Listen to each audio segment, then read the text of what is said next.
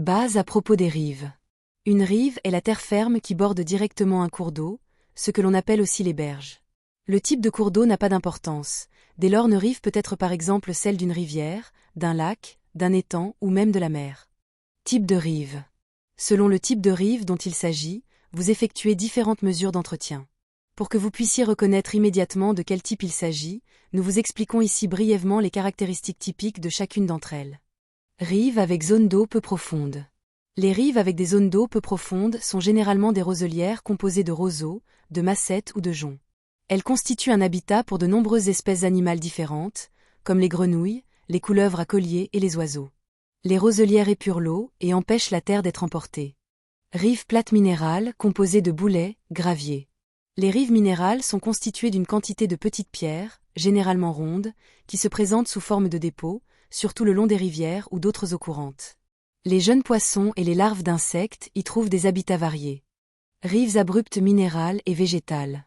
Sur les rives aux pentes abruptes poussent généralement différentes espèces d'arbustes qui sont importants pour protéger de l'érosion.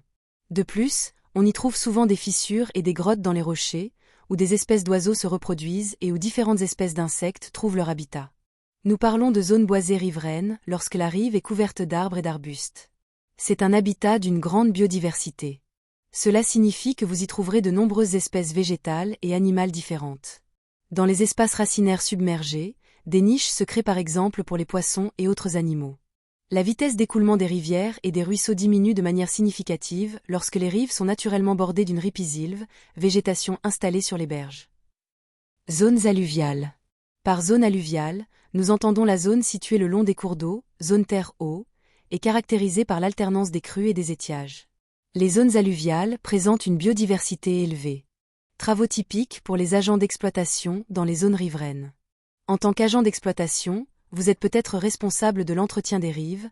Les travaux typiques sont par exemple fauchage des prairies, coupe de hautes herbes, de bosquets et de roselières, entretien des fossés dans les prairies et prévention de l'ensablement des cours d'eau, lutte contre les néophytes envahissantes et les espèces végétales étrangères à la région, ainsi que leur élimination correcte, signalement d'animaux, néozoaires, et de plantes invasives, néophytes, non indigènes auprès des services cantonaux ou fédéraux correspondants. Création de petites structures telles que des murgiers, tas de pierres, des tas de feuilles ou de branches. De nombreux animaux trouvent dans ces petites structures un abri, de la nourriture et des zones d'hibernation. Prescriptions légales relatives au travail sur les rives.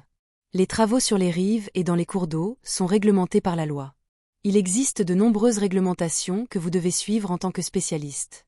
Voici quelques ordonnances et lois qui sont à connaître pour l'entretien en Suisse. Ordonnance sur les substances dangereuses pour l'environnement. Il y est par exemple stipulé si et comment vous pouvez fertiliser la zone riveraine. Loi fédérale sur la protection de la nature et du paysage.